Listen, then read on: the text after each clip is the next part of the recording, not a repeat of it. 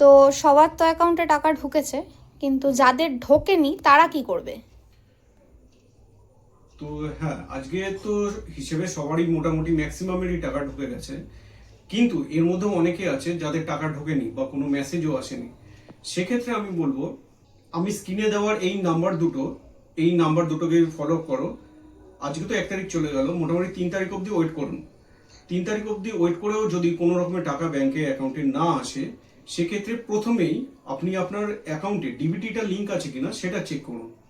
1, 2, যদি DBT link থাকার পরেও আপনার যদি কোনো রকমের টাকা না ঢুকে থাকে, সেক্ষেত্রে আমার এই স্ক্রিনে আমি যে নম্বরটা দিয়ে দিলাম, এই দুটো নম্বর দিয়ে দিলাম, এই নম্বরে আপনি অফিসিয়াল টাইমে 11টা থেকে 4টের মধ্যে কল করে সেই অফিসিয়ালের সাথে কথা বলে দেখুন যে তারা কি বলছে।